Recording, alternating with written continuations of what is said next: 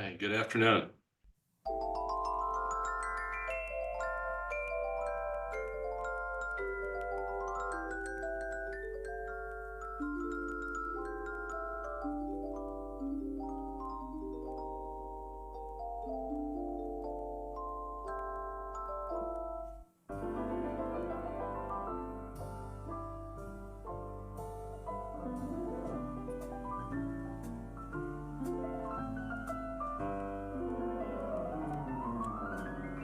It's a beautiful day in this neighborhood, a beautiful day for a neighbor. Would you be mine? Could you be mine? It's a neighborly day in this beauty wood, a neighborly day for beauty. Would you be mine? Could you be mine? I have. Welcome to each and every one of you who are part of our global tribe. You are our neighbors. And I tell you, I thought, what's an interesting way to start off our Globinar talking about tea over business? And I was inspired by Mr. Rogers. And as you can see, I put my vest on as we began, which means we are ready. Are you all ready? Did that tune bring back some memories for any of you who have grown up in the United States or had access to this program? Yes. Yeah. Tell us about it. Tell us about it, Rich. Well, I raised my son with that. That was a go-to because it was safe and unlike a lot of the stuff that I tend to watch, which probably not appropriate for a 5-year-old, that was just fantastic. And I think it's part of how I raised a kind kid. Awesome. And let me ask you this question. Did hearing that tune, did it bring back nostalgic memories and kind of lower your guard so you could relax? Well, that and a glass of a Merlot from St. Anne's Hello. here in Hello Sonoma to County. hello to Merlot, right? Yeah. Well, I did say bring your cup of beverage, and so you're bringing your beverage of choice tonight. Anyone else want to comment on how just hearing the opening of that theme song from Mr. Rogers may have impacted you in terms of setting the tone? I'll share my experience then. It certainly brought back some memories of when I was growing up. And hearing Mr. Rogers, it really just slowed us down and put us in a mood to be able to engage. And that's what we really want to do when we talk about doing business, create an environment, right? That's going to be conducive and also relaxing to have the exchange of business and be intentional, and then come out with some clear next steps. So as you can see, we are welcoming you to our virtual global dining experience. And tonight it is tea and business. And so this event occurs on a monthly basis, and it usually features food from a particular region. But tonight we are going to be talking about tea and business. Who am I? Why am I talking about tea? Well, I was invited to do that by Doug and Cesar, and they know my love of tea. And then also, some point, I became a certified tea consultant, had a tea shop, and written a book on tea with string vignettes. So we'll talk about it, but this is really interactive. This is where we can engage and connect and realize it is a beautiful day in the neighborhood, but we want to be intentional. So we have some beautiful food set up there and beverages from all around the world. One thing I know is that food is the great connector. It doesn't matter where you go in the world, someone's going to be saying, what is the best restaurant? Tell me the best place. As Doug was sharing with us earlier, I would love for him to share the story again so we can get it recorded about his experience just this week over beverage and a connection for business. You care to do that, Doug? Absolutely. Happy to. Yeah, the story was about meeting a longtime collaborator and member of Global Chamber, Mohammed Al-Rashidi from Kuwait, and his company One Global. And so we've been virtually connected forever. And then finally, he said, "Hey, I'm in town tomorrow." Which is, how does that happen? It's like, oh, okay, well, when, where? And it was like, well, he gave me a street address. It's like, what the, like, okay. And then he said, it's at a hotel on a street. It's like, okay, well, that gives me a little bit more information. So we ended up having a coffee and talking and having a great conversation. And then toward the end, he goes, let's go get some coffee, good coffee. It's like, oh, okay, let's go get some coffee. And he had already said he loved tea, and being from the Middle East, both tea and coffee are integrated into the community. So he goes, okay, let's go. There's a place called Phil's. And if you've been to Phil's, I know Rich has definitely been to Phil's, and it's okay. It used to be kind of the hot coffee place in San Francisco, and so we went there, and it was kind of embarrassing a little bit in the sense that Oh, we walked in and he started asking a series of questions about how they make the coffee and where it comes from. And there oh, was a line of people growing behind us, but he was asking questions, and it culminated in him saying, well, that's not good. And so I said, well, what about a blue bottle? There's got to be a blue bottle nearby, and that I think has the pour over. He wanted a pour over coffee, and he had certain requirements. So they told us there's a Phil's around the corner. So we walk 2 or 3 blocks. We get to the Phil's. There again, there's a line growing behind us because he was asking a series of questions, and God bless them, both of the people there, including the server who was making the coffee. They both came up to the front, and they had notebooks out, and they were going through the notebooks to make sure that they could do all of the things that Mohammed needed. And sure enough, they could do it. And so after a lot of people, also very friendly behind us, nobody was like, it wasn't like New York where people would be clearly ticked off. They were very calm, and they were talking with each other, and everything was fine. We had our coffee. Mohammed was very happy. And then we were talking about where is he headed next, startup grind in San Francisco. And that's great. Let's get you connected to a few people. So one of the people there on my right or left, depending on the side, is Srihari Bhatt, who is visiting from Bangalore, and he's been in San Francisco, just arrived actually. So I said, you've got to meet him. So that picture there is Mohammed and Srihari having coffee, maybe in a blue bottle, I'm not sure, in probably in Redwood City, or the event was in either Redwood City or somewhere right around there. And they were both very happy. Both of them texted me that they were just incredibly pleased that they were able to meet each other and enjoy coffee together. And so yeah, Dana, that was the story, and just how our beverage brings us together in so many ways. it does. And thank you for sharing that, Doug. And you can tell that you had coffee connoisseurs on your hand. So much so that they were very particular about the quality of the water, the temperature of what, Yeah. and then where.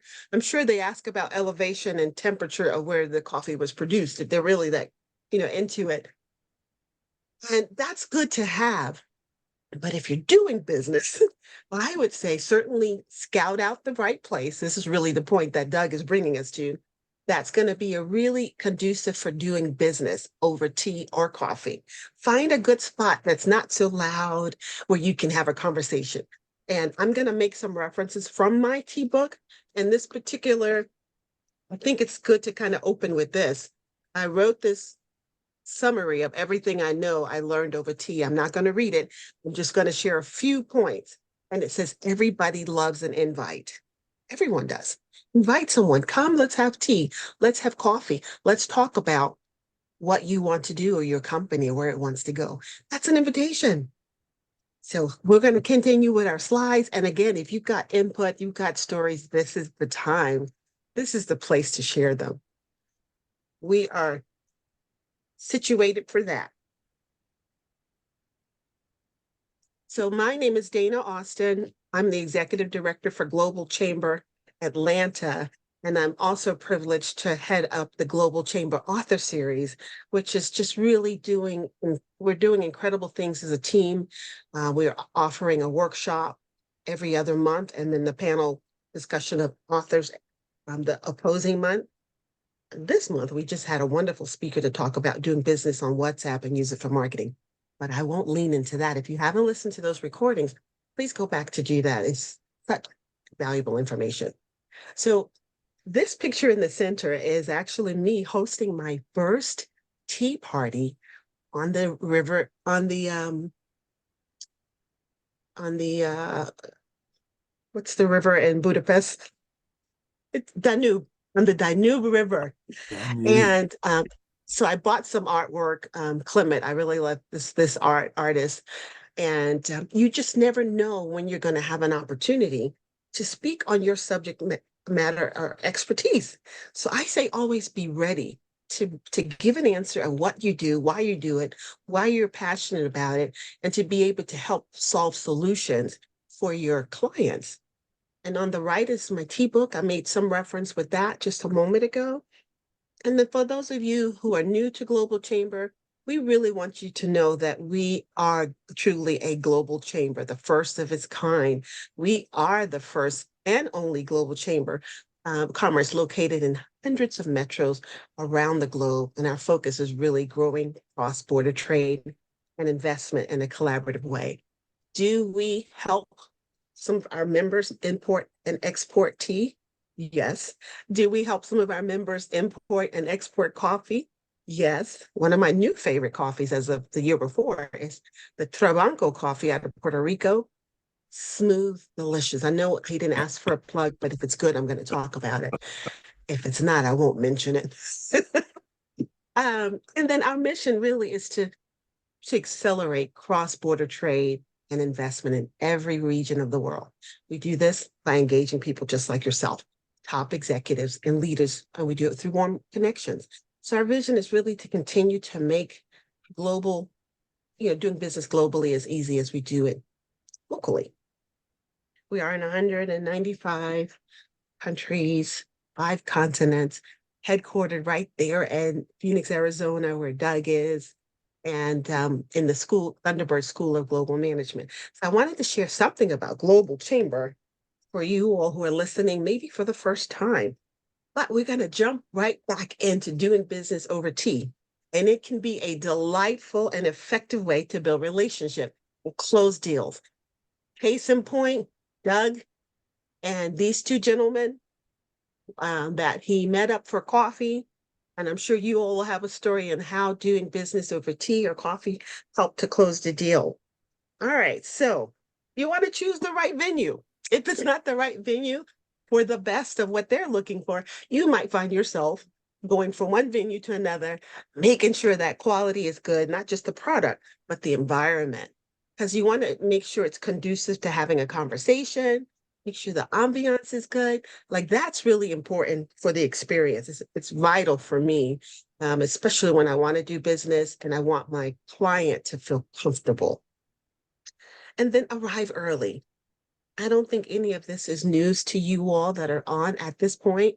Arrive early because culturally it shows respect of time and of the commitment to be there and that you're really into this. So I'm going to get into selecting the right tea. So this is where you're going to tell me what you're drinking. I think, Rich, what did you say you had? A Merlot? Yes, Merlot from St. Anne's, one of our favorite wineries here in Sonoma County. Here, how about you Nice. for a plug? Lovely. I hope you have a glass. Oh, he's ready. All right, Lothar, what are you drinking? And Doug, what if you're not drinking, would you drink? Well, I have Longjing green tea, or it's called Dragon Well from China. And I've become Yes. more of a connoisseur. I usually drink coffee when I'm out and about because they don't have good tea anywhere. But at home, I order my tea direct from China, which I've been doing for the last few years. And it's very smooth. And my cardiologist is Indian, and he's really into green tea as a health beverage. So I drink a It lot of it. is. Well, you certainly have chosen a good selection with the Dragon Well. It is rich in antioxidant. It's one of the least processed of teas, which means you're getting it closer to its natural form. And the taste, as you said, it's smooth. Not It is like the very beer, but smooth. smooth. Very, very good. You can't, like I said, you can't find anything like this in the best restaurants in Springfield. Or even you go to other big cities, you can't find good tea in a restaurant. Hmm. And I then happen to know, oh, excuse me, one yeah, more thing. Then the tea bags. I've been reading on the tea bags have a lot of chemicals. When yes. they make the paper, there's chemicals in the tea bag. So I always buy my tea loose. Well, you are certainly versed in this, which helps me. It makes me happy inside and outside because you want the ones that are least processed, the more natural tea bags, so you can get the fullness of the flavor of your premium loose teas. That's the top. Okay. There is a place for Lipton's, and I'll tell you how I use it. Um, and put them on your eyes when you have swelling to cut down on the inflammation. That's a good use of Lipton. Doug, you're a green tea lover? When I lived in Japan, every morning started with green tea presented to me by my office lady, OL Fukumachi-san, and she was awesome. And it became the rite of passage. And then I think those of you who have done business in Japan know that that's always part of every meeting, having the green tea delivered. And I think it's somewhat of an acquired taste. I remember early days, it took me a while, and then it became an essential part of my day. The acidity, I guess, is probably a high. I would guess it certainly has a flavor that is. Like I said, I think it's an acquired taste, and I acquired it. However, leaving Japan, it's harder for me to like it just because I'm out of the pattern, and also it's just not as good, or I Yeah. haven't. I don't have the energy to prepare it myself in a way that would be like what Fukumachi-san did. So I end up drinking. My go-to tea is something called a Zen tea. I forget the company, but it's a mixture of things. And I know there's green tea. It's a green tea base, and there's lemongrass and some other Oh, flavors. And I was thinking that, this is such a beautiful drink. I can't imagine anything better, in terms of my own palate because of its mhm. complexity. And it's sort of like drinking a nice, Cabernet or Merlot. It's just got layers Yes, of flavor to it that I really enjoy. So I think, yeah, that's what I'm drinking, and it's hard for me to imagine anything quite better on the tea side of things. absolutely. I've got some tea connoisseurs here tonight. You guys know the value of the body of the tea, the flavor, the smoothness, and all. So tonight I'm doing an iced tea. Okay. And I'm doing a Southern thing tonight. Since I'm here in Atlanta in the South, I'm going to be talking about tea and how it became iced tea and popular. Because as business owners, we set out, to open a business, to run a business, to be successful, to do our business analysis and assessment, right? Needs assessment.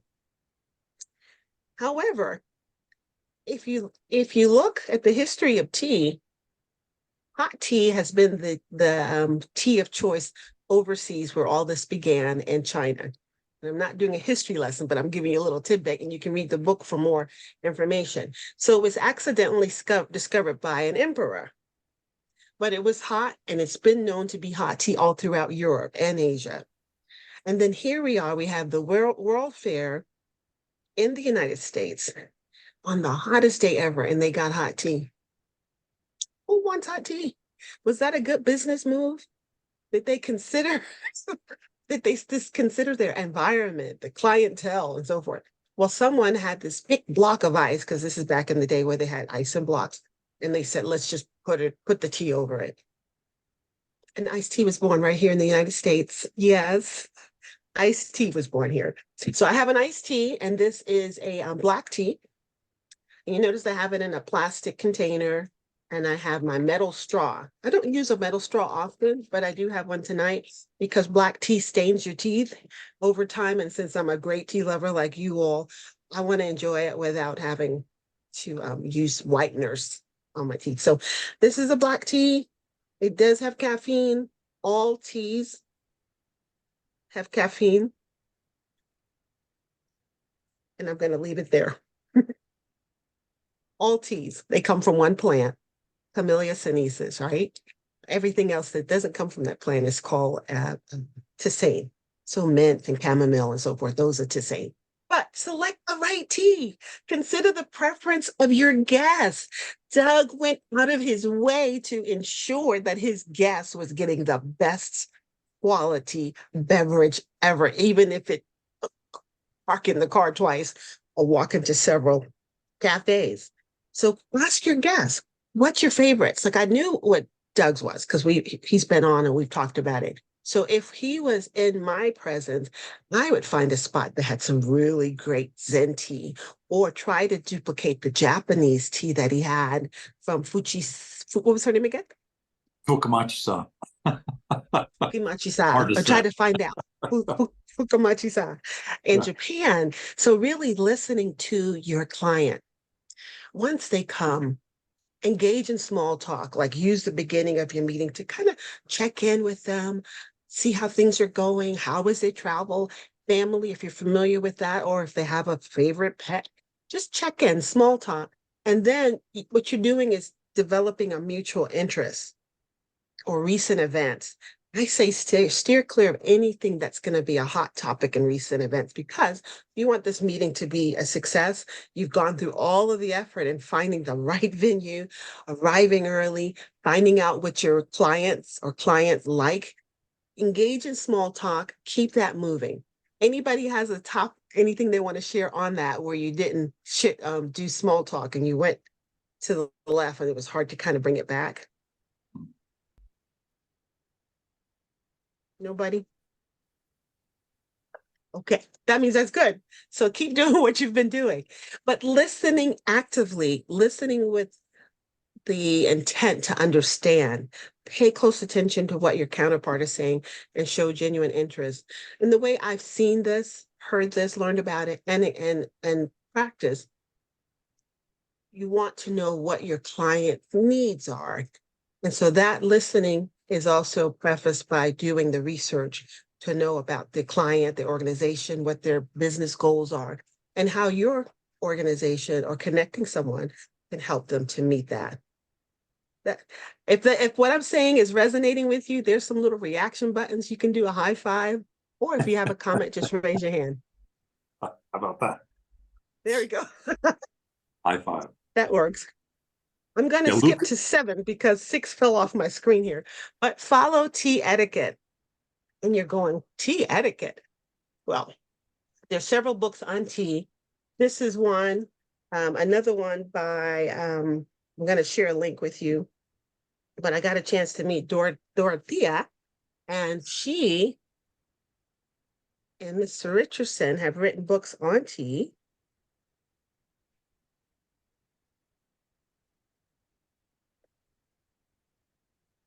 I'm going to open this up here, share it with you. The link is there if you want to take a look there as well. Right. So mind your etiquette at Tea Business. This is from Tea Time magazine. I love the whole art and the cadence of tea time. And it doesn't have to be a high tea place. Just make it known that you want the ambience to be perfect. And so the authors of this article is Bruce Richardson. He's the co-author with Dorothea Johnson of Tea and Etiquette. And Gloria Peterson has met Dorothea Johnson and has done work with her because she's also the queen of protocol. And she was in the DC at the time. She's also the grandmother of Liv Tyler. Yes. And so I met these two in Las Vegas at a tea convention, at the Global Tea Convention, and certainly bought the book. But I'm just showing you a few things here in terms of tea etiquette. I don't really want to go through it all because you have access to the link. So I'm just going to point out 3 things that I think is important. So when we're doing business globally, whether we're traveling or someone's coming to us from other parts of the world, we want to be mindful of their culture. Some cultures don't allow you to touch, but perhaps shaking hand is acceptable. Find out if that's acceptable, or you may have to do a head bow. So understand the culture and the social norms to be mindful. And if you're in the presence of your guest might be a woman in business, then they suggest you pull the chair out for her and then allow her to take a seat on the right-hand side, but you don't have to correct if she takes it on the left-hand side. This is just things to be mindful of. I think we have to say don't slurp when you drink tea, but in some cultures, slurping is encouraged. So understand what is acceptable in the region that you are doing business and just try to follow those patterns. And let's see. Please and thank you. I'm going to go with that. The rest of it you can look at yourself. Please and thank you, right? That goes a long way. And they give you some pointers of what to do with your bags and so forth. So, we as women are often challenged because you don't want to sit it on the floor. You don't want to occupy a seat, but there's these cute little hooks that you can hang your purse on the table as well. And then when the tea is over, you want to always say thank you, thank them for their time, and then ask for what are the next steps. So my next few slides, I'm going to resume those. It's going to really kind of pull this back in, okay? All right. So that was talking about tea etiquette, observing the courtesies of that region and tradition. Be mindful of time. Because if they said, oh, I have an hour, then in that hour, you want them to have an enjoyable experience, but also accomplish what the goals were. Respect your guest schedule, keeping the meeting in that allotted time frame. And if it goes over, politely suggest wrapping up the schedule and doing a follow-up. They would appreciate that and not be frustrated and mindful of their time if you were to try to be cognizant of that. So you've done all of this. You've got the right ambiance. You have helped to select the tea, and they poured it the right way with the correct water and the filter. And I've got gadgets here too. I was going to show you. They've done all of that. Let me show you this. So if you're in South America, right? Brazil, this is what they would have the tea in. It's a gourd. Maybe Eh, if you would turn off the screen Global share chamber. so you can see. Yeah. Yeah, that's intriguing. Yeah, Okay, let me do that. that would help. Thank you. I'm sorry. Let's get that going. It's actually a Oh. gourd Mm-hmm. from a plant. Wow. 1 second. Choose virtual background. It's going to be none. Okay. Here we go. I've got a lot of things in here because I was anticipating questions. I love South American tea. The yerba mate, it gives you energy and it doesn't drop you in the middle of the day. So this is a gourd. It's See? not, I don't think it's showing, or is it? Oh, is it not? Oh, hold on. We Sorry. don't see you, and we still see the screen stuff. Okay, here we go.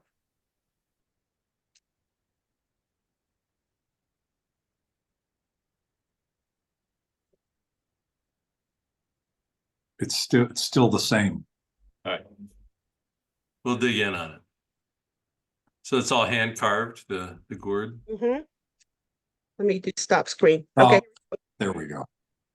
That's better. Uh, Wow. yeah, I very know. cool. Okay. It's a little metal here. So you're in Brazil. You will see this. And you will be offered tea in this that will be a community gourd. It's going to go around. And you're going to drink from it out of this metal straw. And this has a filter on it so that the loose yerba mate doesn't come up when you drink it. Hmm. And this is Wow. the sipping piece. It's piping hot, like not hot, like not hot like I've ever had before, which I guess is good. Keep the germs away. So I just sip away. Take a sip. So, but you want to be mindful culturally. That's the other point. That's why I brought that up. And these are just some other ways you can do loose teas. You can do this and then drop it down in your teacup. There have been studies done about tea and metal, and the metal that's even on the paper bag, that it does alter the flavor. Sometimes I'll just take the chance because I don't always want to do a tea bag. Okay. If you're having tea, think about a gift. That's something that our parents always taught us. Bring a gift, just a little token to say thank you. Whether it's that red Merlot or some of your fine Chinese tea. And here's a cute little teaspoon from Paris, and it sits on the teacup so delicately. That's a nice gift. Just for the record, I never have enough tea stuff. Okay, for the record. Okay. All right, we've had our show and tell. I'm going to resume back here to our slides. Any comments or questions about tea, South America culture in terms of that? No, it's interesting. So I drink a lot of tea, and I drink the cheaper stuff, and with the exception of an occasional traditional medicinals tea, which I had this morning. Mhm. But yeah, What kind was it that? is very interesting, and I'm one of the very few people I know that drink tea before they drink coffee. So Ah, yeah, well, you're pretty wise because tea is the second most consumed beverage in the world. well, it's a matter that I like it. I don't like coffee, so. So you're getting some health benefits from it. You said you had a medicinal one that you like. Well, there's a company right here, Traditional Medicinals. It's Oh, in yeah. Petaluma, so 30 minutes south of me. And I'm in a group called Naturally North Bay with them. And it's really good people making really good products. So, Yeah. I've had some of theirs. It is a great product. yeah. I'm trying to get to that number 6 that's hiding out but below here. Anyway, but you want to close with clear next steps during your business over tea. Before concluding the meeting, summarize the key points that you'll comfortably talked about. Remember, this is a professional meeting, so you always keep it professional, even though you're relaxed. And then, agree on any action items and then the time frame for follow-up. Clarify responsible timelines that align with moving forward and accomplishing the goals. And then, of course, remember I said please and thank you. So express gratitude here and you'll see a difference. So number 6 was keep it professional that we talked about. Now, I'm going to share with you all a couple of trivia about tea. And then I want you to feel comfortable sharing a story or some questions that you may have. So in this book, my book here, did you know that black tea is the most consumed tea in the world? Makes We sense. can see that, right? It's easy to see. And our family on my dad's side is from Bermuda, so tea is a very much a staple of your everyday. And then on my mother's side, from Alabama, we drank iced tea. Now, my grandmother was a coffee drinker, but I wanted to show you some traditional Southern wear. This is like hard, sturdy, and she would have this for coffee predominantly, because tea wasn't drank hot. We didn't have it hot in Alabama, but we did have it in Bermuda. And I'm just showing you some of the Southern wear. Yeah, might bring back some memories to some of you as well. All right. So here's another one. Did you know that tea has been used to dye pantyhose and wigs during World War II? Yeah. Some eyebrows are being raised, which means you're learning new information. I love it. Yes, Rich? No, I was just going to say I still dye my pantyhose that way. So, oh, wait, that's not professional. Number 6. Yeah, yeah. You'll have to gauge your audience. You have to take the temperature of the audience.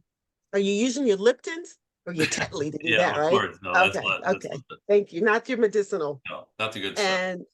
And we were talking about antioxidants. Lothar was mentioning about his love of the Chinese green tea. Now I want to take you to a whole nother level because I think if we're not enlightened and elevated in our knowledge, then we're just spending time, which is not bad, but I like to move up a little level. White tea has 3 times more antioxidant than green tea. Okay. It's very delicate. When you steep it, There's instructions on how long you steep each tea, but white tea is the least amount, like 2 minutes. Otherwise, you almost ruin it. And And it's a is very delicate. and white tea is a younger leaf, probably a smaller leaf then, I Yes, assume. you got it. Younger, more tender, picked at a certain time of the year, a few, different times throughout the year. And it's very delicate, and it's the least processed of them all. There's some really great ones out there too. Now, when you think about tea, there's this significant event in the United States that always comes up. What event comes to mind?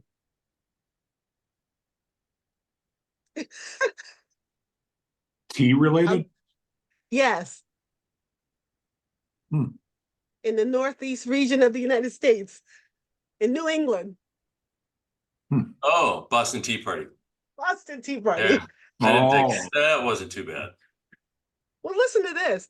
Did you know that after the Boston Tea Party, New Englanders took to coffee instead of tea because of the lack of availability? That is the only reason coffee became popular in the United States. If it wasn't for the people of Boston standing up for their rights and trying to avoid being overtaxed, then wow. tea would still be the number one beverage in the United States. Amazing. Yes. There's a gift in And now, everything. huh? There's a There- gift in everything, right? And the last thing I want to share in this trivia, it says, did you know that tea is a natural source of fluoride, which prevents cavities? So we're saying, well, wow, why, if it's so beneficial, why are we not seeing these benefits? Because we in the Western world, we like to take things and add milk. I remember when green milk was never, ever, ever permitted with green tea. When you take the certification and the training with the Tea Institute, they would say never. And then I remember the year when they added milk to green tea and put it in a can. Like I bought it and saved it. And I still have it because I was like, it's just like blasphemy.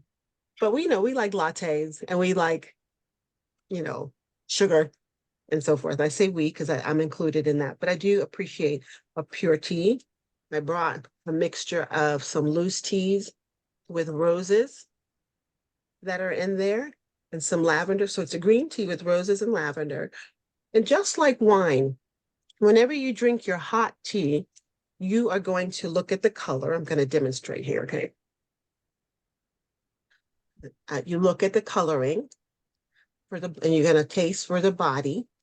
If there's a sweet note or a bitter note, you swish it in your mouth the exact same way you would that tea, I mean your wine. And then there's a little canister that you would spit it out in. And you're going to describe that.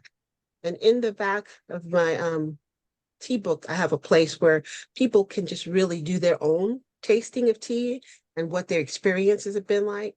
But the process is exactly like that of wine. So you want to appreciate a good tea. The important factors around that is make sure that you get good, great quality, steep it at the appropriate time, and enjoy and make business happen over tea. So I'll entertain any comments, experience, and questions now.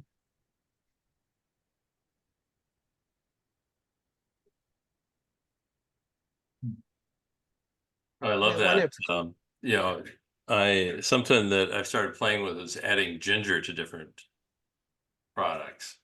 yes, And I've got some, I don't know, I'm not going to tell you who it is because I don't want to be an ad, but we have a client in our business that does a candied ginger, and that's the why. But in iced tea, fantastic, just fantastic. yes. Well, you are talking to the ginger queen because I love it.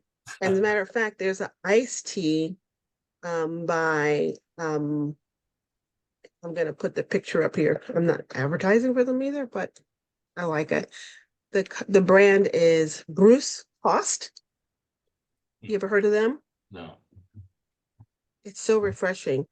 And it's a jasmine ginger tea by Bruce Cost, and it comes in a bottle. And I'll share the screen for that. You know, ginger, that root itself has a lot of good medicinal properties. Mhm. And it's energizing and it's cleansing and it helps with nausea. It just Lots of walk with it is what I say.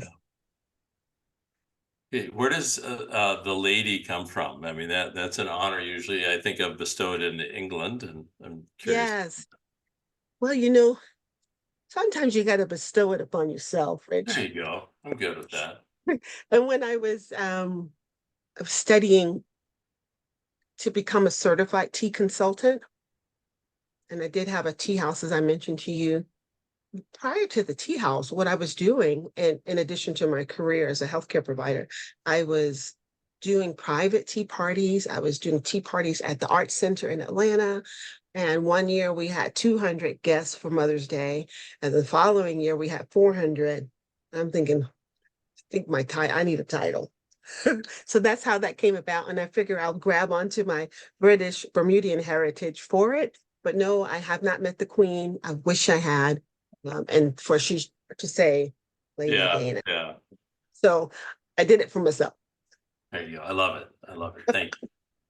Lothar, I see you've got your smile on your face. What are you thinking?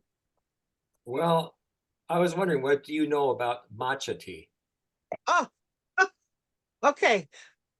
We've got a few more minutes.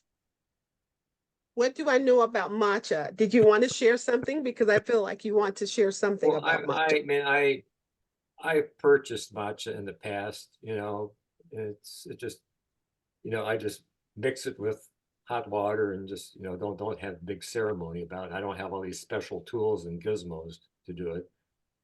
And it's just more trouble to me. I was just wondering if it is really that good. You're a healthcare professional. What do you know about it being good for your body?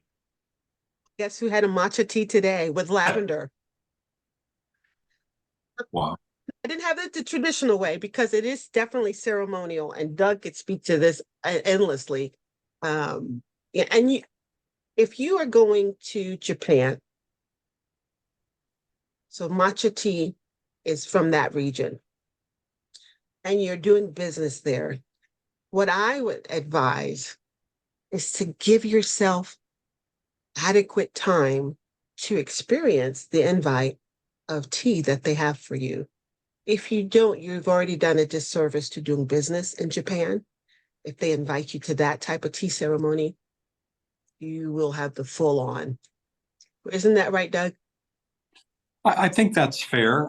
I find the whole ceremony, I thought it was interesting the first time, but when it's really kind of drawn out, to me, it's so boring on so many levels. However, Japanese business meetings are boring on so many levels typically. They used to smoke in the meetings and they were always high temperature, very warm, and you'd be sweating in there, and it was very uncomfortable, but it very much aligns with the whole matcha tea ceremony in my mind, because I also felt it was very uncomfortable, very boring, and to be able to have the patience, it's sort of like meditation. Like you have to kind of come into some other layer and just be calm and go with the flow and let it happen. And to some extent, to me, that's matcha tea. And then if you're not going to go through the ceremony, the drinking of it by someone who's been through the ceremony should trigger in your mind the calmness and the meditation. It's like the positive intelligence I know that Dana has done, that they're a member of Global Chamber. The thing that he has you do is not necessarily go through like long hours of meditation. You rub your fingers together, or you rub a piece of your skin, or you watch something. The drinking of the matcha tea to me is a trigger for the times that you've endured the process and been calm. I don't know if that makes any sense or not. I probably distorted all the meaning of it, but that's kind of my take of it. You certainly have shared some insight on how we as Westerners are used to things moving along quickly. And in Japan, it doesn't move that way over tea. And as you shared, it doesn't move that way over business. So we have to adjust. Yeah. So I went and got some show and tell. All right, this is my writing. But Wow. when there's a true Japanese ceremony, there's so many elements that have to be considered, including the flower that is used, handwritten artwork, calligraphy, right? And the bowl that is actually used for the matcha tea is it's important. And then there's a turning of the bowl. I've been to one at the Global Tea Expo, World Tea Expo. Huh. Now, this is some matchas in a jar, right? I know you were asking about the whole ceremony, Lothar, and not having the time. So I don't really drink a lot of it at home. I'll be honest with you. I have it more out. I do. So it's not really, the authentic way of doing it. Because with the Japanese tea ceremony, you also have this nice little whisk. Okay. Remember, I mentioned the bowl. I don't have that here with me, but you would have your tea, the temperature of the water for this powder Japanese tea, and it's an acquired taste. And then how it's mixed to get the smoothness of it all. So being mindful of this is what I say when you're doing business with people from Japan or that region that might appreciate matcha. What I would caution, I guess, is it does have a bitterness to it. So we sweeten things and add milk, and then I had a lavender foam. This is at Starbucks, by the way. So get yourself a matcha tea with a lavender foam. It is out of this world. Good. Wow. They have that at Starbucks? Yes, sir. Wow. One today. Wow. Amazing. It's Okay. an ice beverage. And but if you have it the traditional way, it's going to be bitter. So, I don't know about you, but I'm very expressive. Like my face is expressive. So I've learned to just say, well, that's different. I love trying new things. Be open to new things instead of, ooh, I've never had anything like this. This is the most that I've ever tried. Because we want to be mindful of our guests, especially if we're hosting or they're hosting us. Thank you for exposing me to this. Thank you for giving me the opportunity to expand my palate. Maybe the last time I have it, but that's how I'm going to express myself. Yes. Great, See, great insight. Lothar? It creates the connection between people that you're trying something that they value and you Mhm. may not value it. And I guess I've seen people try stuff and then they say how bad it is, in another land. And it's like, oh my God. I taught some guy a lesson on that, and we're still friends. He retired from DuPont, but it doesn't have anything to do with tea or coffee. But he said, he was visiting Japan for the first time, and he said, just all that weird food that you eat, just don't get me any octopus. I don't like octopus. And of course, now he's given me a challenge, right? So we go to this place in the Ginza that specializes in, guess what? Octopus. And Octopus. so I told the owner of the restaurant that he doesn't like octopus. And so I knew what that would trigger was that he would now prove to this guy that octopus is good. So he delivered it in 5 different ways. Whoa. And they were all amazing. And at the end of the night, he basically told me, he was joking. It's like, you owe me. That was horrific. But then later he admitted that a couple of them were quite good. Yeah. Yes.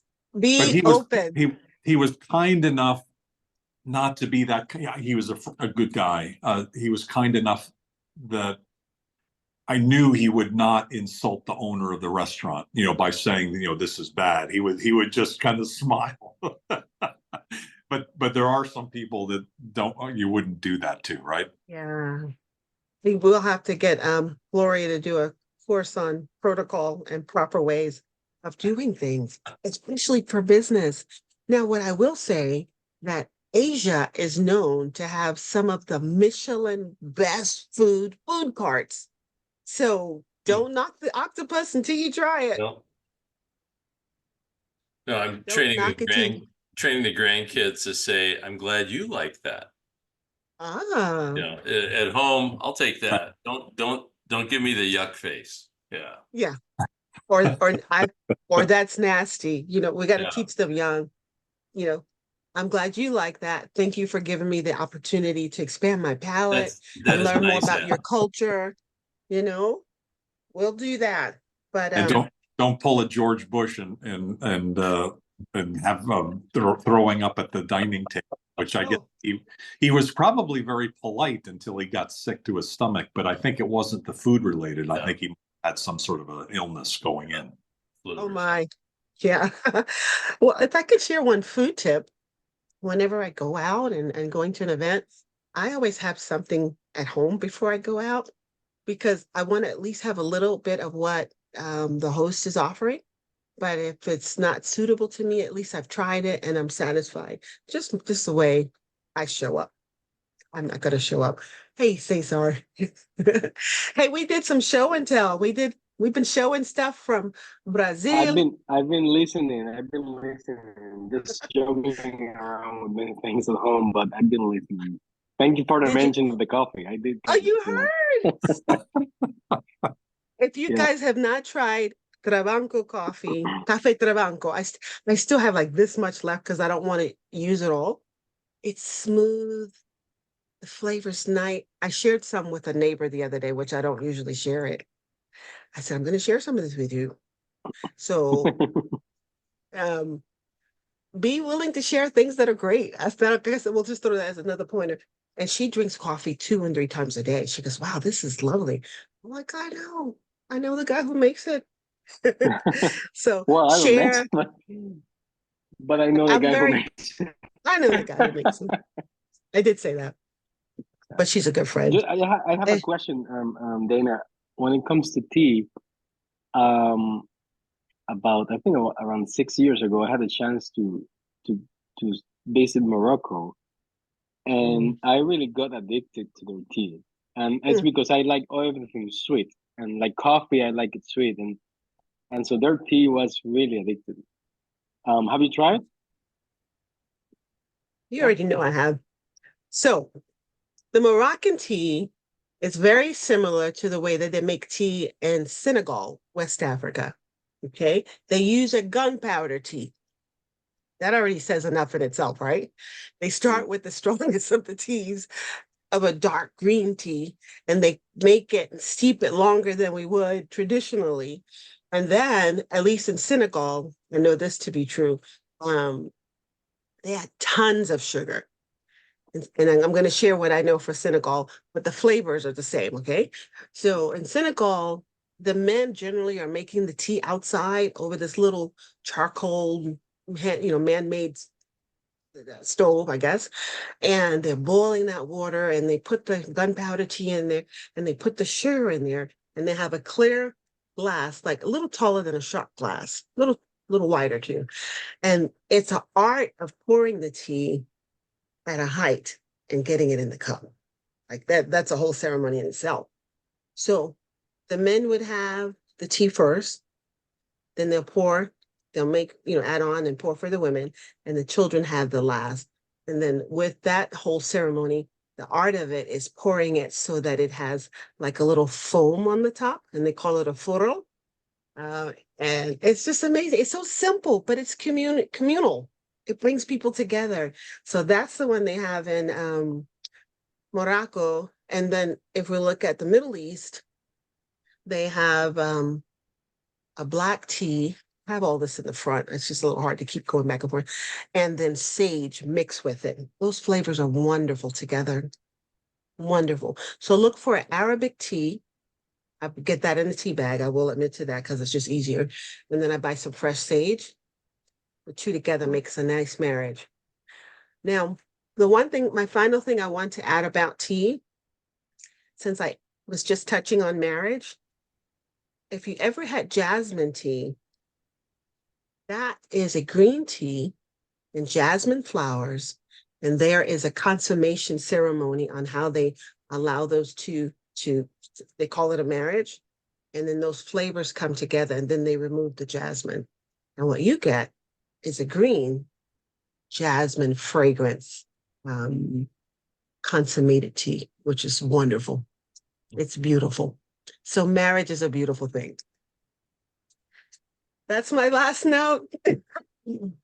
And I know those of you who are watching in replay or in Asia, you have more that you would want to add, and we want to learn. So hopefully you'll be here for the next dining experience, and I can't wait to see what we're gonna taste. What any final words, Doug or Cesar? Thank you so much. Always enlightening. Thank you for sharing so much today. My pleasure. My joy, actually. Thank you, Thank you, Dana. guys. Have a good And night. thank you, And I Rick say All right. and Lothar. cheers. Thanks so much. Cheers. Thank you.